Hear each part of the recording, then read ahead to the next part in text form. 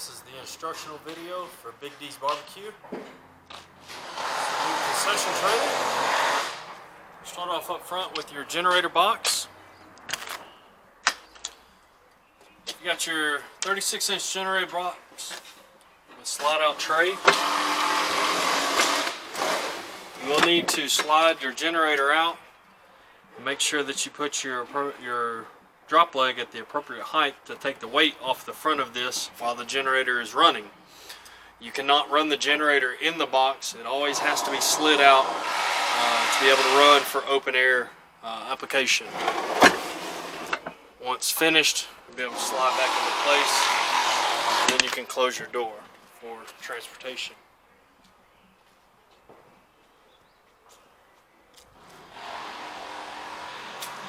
Go ahead and open up your concession window. Set up your flip-up counter. That is the proper way to open the window and set up the flip-up counter. In behind your access door, you've got your 100 amp panel right here. Wrong way, sorry. There we go. You run your power cord down through this cable hatch. Cord will fit in that open grommet like so, and you can plug into your building or shore power or your generator. Once you have that plugged in, go into operation to show everything how it works. While we're out here, I'll go ahead and show you this exterior plug and the working function.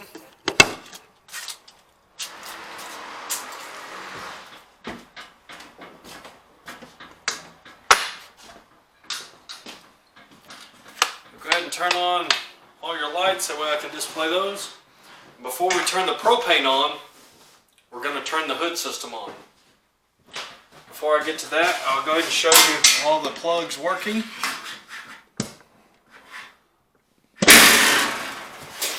Sorry about the noise.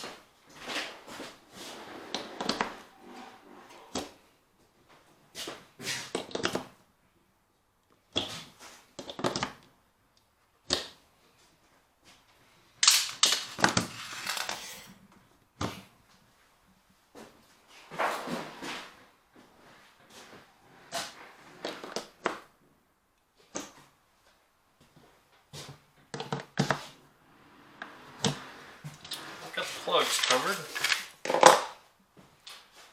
So you've got your hood switch located right here. So we'll be flipping on here in just a moment. Go ahead and go over your lighting. You got your AC unit.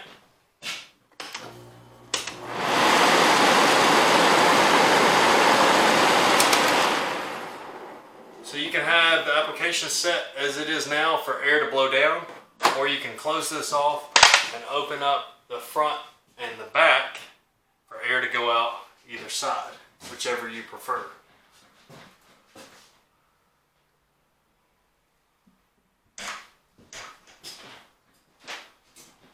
Got your triple vent sink and your commercial sink sprayer.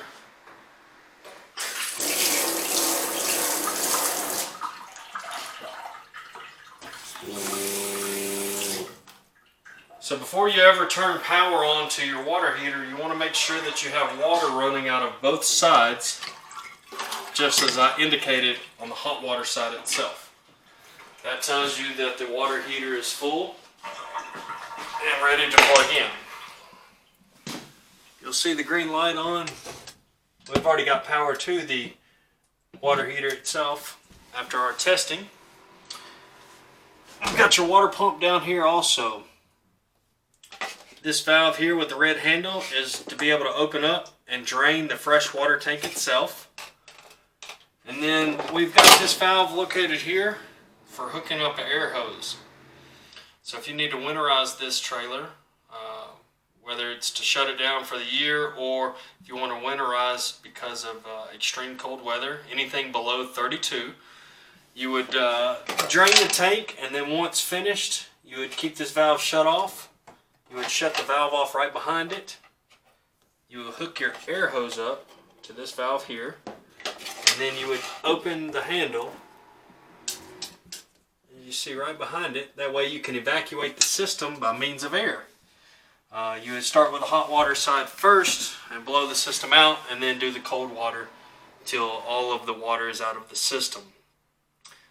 Another form of winterizing this trailer safely would be either keeping a heater in this area that can produce enough heat to keep the environment above freezing point, or you can simply put in pure grain alcohol in through this tube right here, which is accessible from the outside. We'll go over in just a moment. At that point, you would make sure that you put enough pure grain alcohol in the system to neutralize the water and run it through the system. You can also pour in one of the drains so that your wastewater tank doesn't freeze. So just make sure you take one of those methods for correctly keeping the trailer safe from freezing.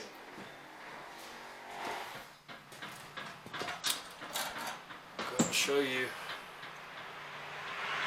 right on the porch. We'll go ahead and turn the hood system on.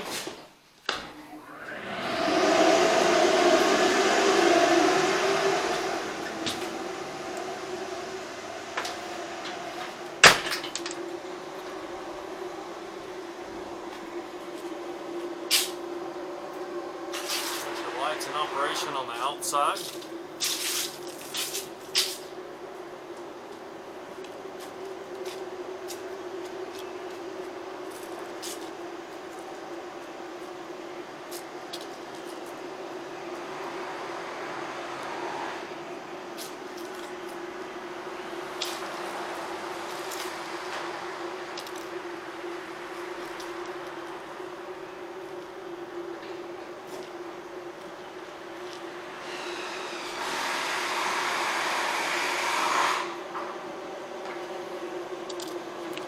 So this is your city water fill box.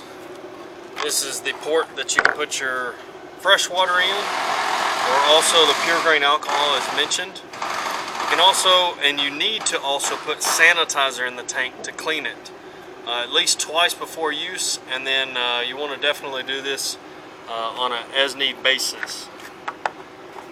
The valve beside it is for a city water hookup. That way you can hook your food grade water hose up to it if someone is providing you pressurized water continuously. If you use this, simply go under the sink base and unplug the water pump. You do not want to leave the water pump running if you're going to use the pressurized water inlet. For your drain for the waste tank, you can hook up your 3-inch hose. Once you have your 3-inch hose hooked up to here, you have this gate valve. You can pull and the water will flow.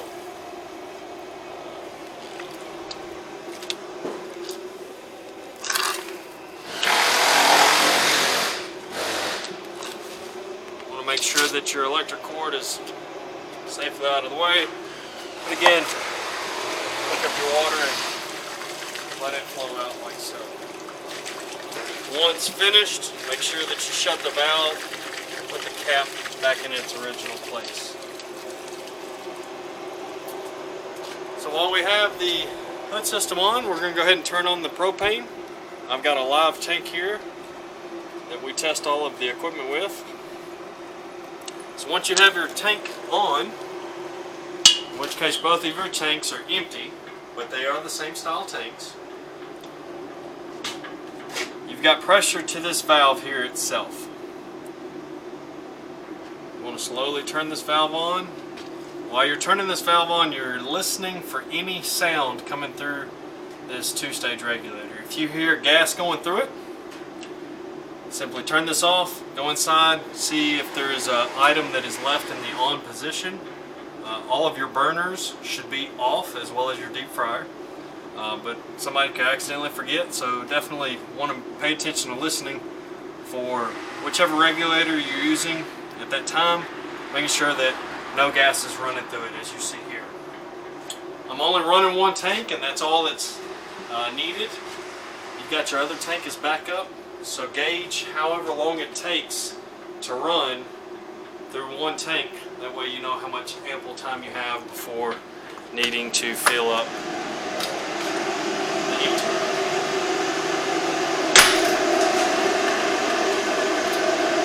So we'll start off with your 4-burner range. You want to start off with a lighter like so. Definitely keep a bunch of these on hand. All of these are in the off position.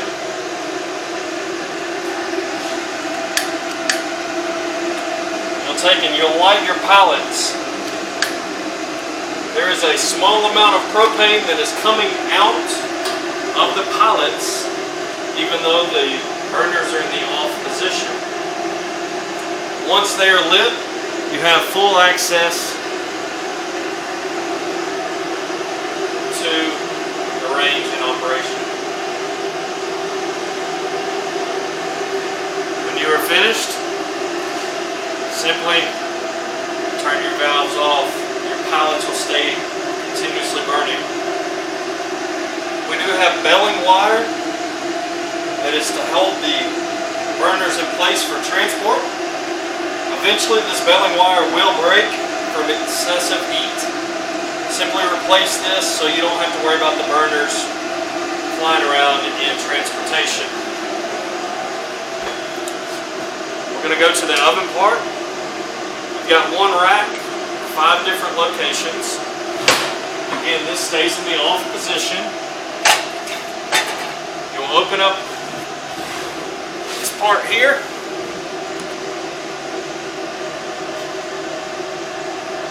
You'll hold your pallet button in.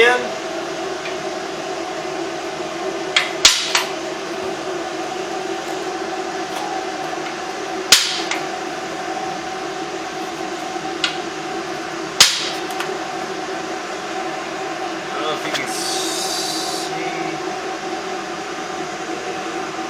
There it is. You can see the pallet lit. I'm still holding this button in. I can let off the button and my pallet stays lit. I'm good to go. I can now shut this door if I choose. Or after the pallet's lit, you definitely need to shut this door.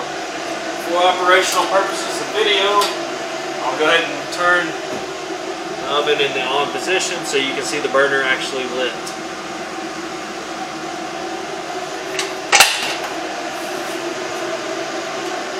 Finish with the oven, make sure you turn back to the off position. For the griddle, again, we're going to stay in the off position for all 3 of these burners. And here at the end of the flexible style hose,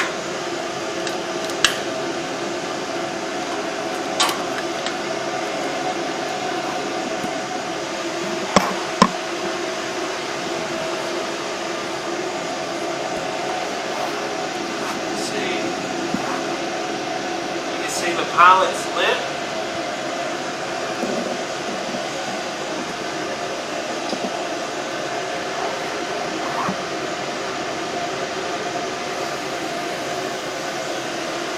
Now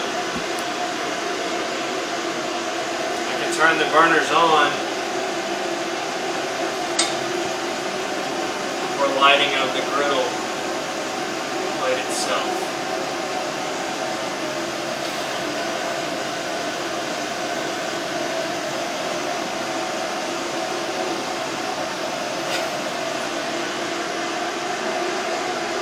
Done with the griddle, for that moment, turn them back off, and everything will, the pallet wise, will still stay lit. Your manuals for the griddle and the stove are here in the grease tray of the griddle. And then the manual for the deep fryer itself is here in the original packaging, as well as the drain tube for the deep fryer. I'm going to go ahead and light the deep fryer. This one's a little bit different process than the other 2. So So I'm going to keep this in the off position. I'm going to turn the pilot button to where the L meets the red dot, and I'm going to push in and hold. Generally, you're going to hold this in for about somewhere between 10 and 30 seconds, depending on if the tank has run out, any air has gotten in the line. That's what's going to make the difference there. I'm going to have to set the camera down for just a moment because what I'm going to be doing is lighting this portion here for the pilot itself.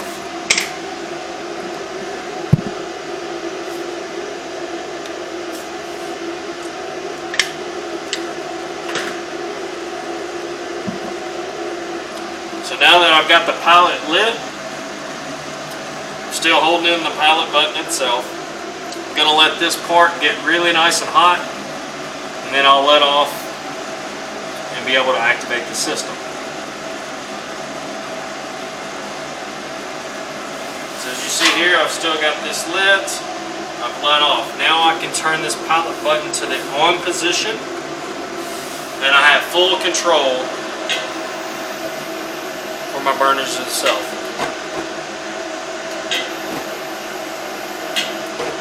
This video is for display and instructional purposes. Once you get done with lighting their pilot, this cover needs to go back in place for safety purposes. When you are completely finished with the fryer, make sure that you turn this back to the off position. Sorry, make sure you turn this pilot button back to the off position. We do have your shut-off valves for each appliance, easily accessible under your griddle countertop.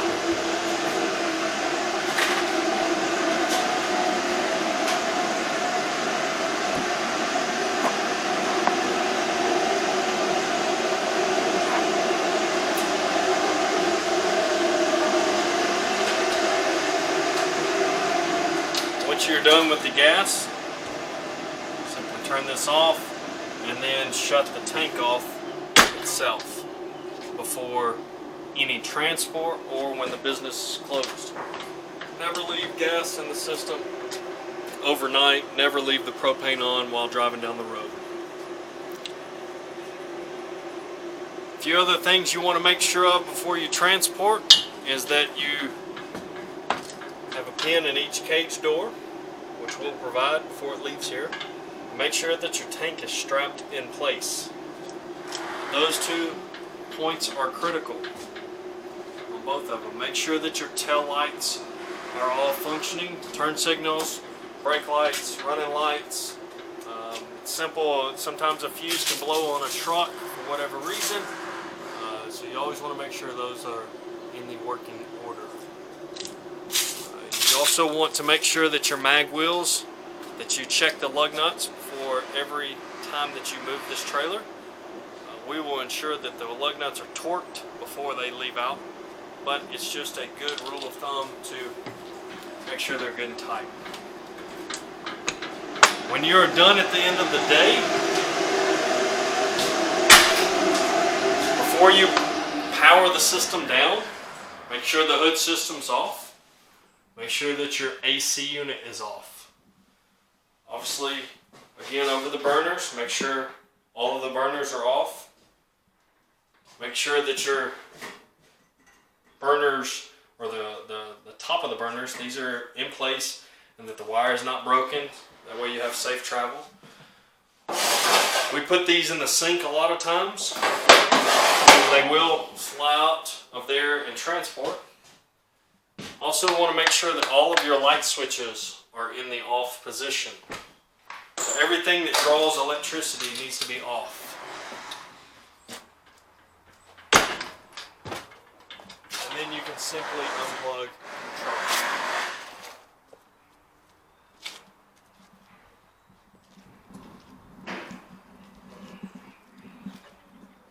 Thank you for your time in viewing this video.